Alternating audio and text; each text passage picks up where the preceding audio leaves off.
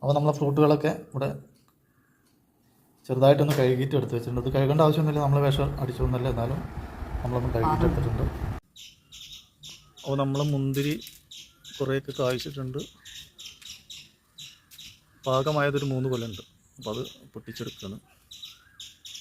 ഇതൊക്കെ പഴുത്ത് കാഴ്ചയാണ്.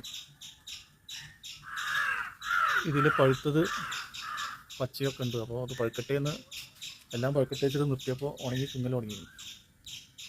അപ്പോൾ ഏതായാലും ഇനി നമ്മൾ പൊട്ടിച്ചെടുക്കാം. നിറയെ കായ്ച്ചിട്ടുണ്ട്. ഇതുണ്ടോ, നല്ല അടിപൊളി മുന്തിരിയാണ്. നമ്മൾ ജ്യൂസ് അടിക്കുന്ന മുന്തിരിയില്ലേ, അതാണ്. അപ്പോൾ ആദ്യമൊക്കെ നമുക്ക് ചെറിയ കൊലയാണ് കിട്ടിയത്. പിന്നെ അതിൽ നിന്നും മെച്ചപ്പെട്ട കൊലയായി. പിന്നെ അതിൽ നിന്നും മെച്ചപ്പെട്ട് വേറൊന്നായി, ഇതുപോലുള്ളതായി. ഇത് 3ാമത്തെ പ്രാവശ്യം. അത് കഴിഞ്ഞിട്ടുള്ള ഇതാണിപ്പോൾ അതിലും മെച്ചപ്പെട്ടാണ് ഇപ്പോൾ കിട്ടിയിട്ടുള്ളത്.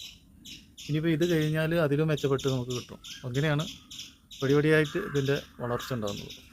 അപ്പോൾ നമ്മൾ മുന്തിരി വെച്ച ഉടനെ പെട്ടെന്ന് വലിയ കൊലയൊന്നും കിട്ടില്ല. പിന്നെ നമ്മുടെ കാലാവസ്ഥക്കനുസരിച്ച് അതിനുള്ള കൊലയൊക്കെ നമുക്ക് കിട്ടുള്ളൂ. എന്നാലും ഇനി അടുത്തത് ഇതിനേക്കാൾ വലിയ കൊലയായിട്ട് നമുക്ക് കിട്ടാൻ സാധ്യതയുണ്ട്. അപ്പോൾ നമ്മളിതൊന്ന് പറിച്ചെടുക്കുക.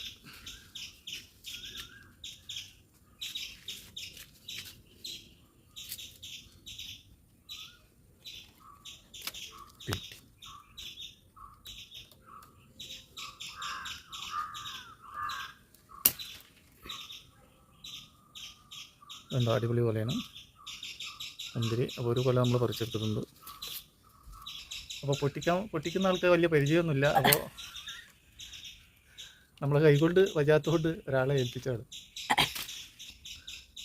അപ്പോൾ ഇന്ന് ഇത്രയും മുന്തിരിയാണ് കിട്ടിയിട്ടുള്ളത്. അപ്പോൾ അതിൻ്റെ കൂടെ തന്നെ നമ്മൾ ഇസ്രായേൽ ഓറഞ്ച് പാകമായിട്ടുണ്ട്. അപ്പോൾ ഒരു 3 എണ്ണമൊക്കെ നമ്മൾ പൊട്ടിച്ചെടുക്കണം.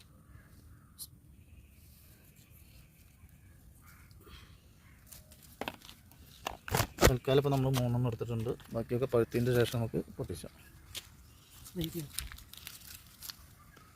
അതായി വരുന്നുള്ളൂ. പിന്നെ നമ്മൾ ചൈനീസ് ഓറഞ്ച് ഉണ്ട്. അപ്പോൾ അതും ഒന്ന് പൊട്ടിച്ചെടുക്കണം.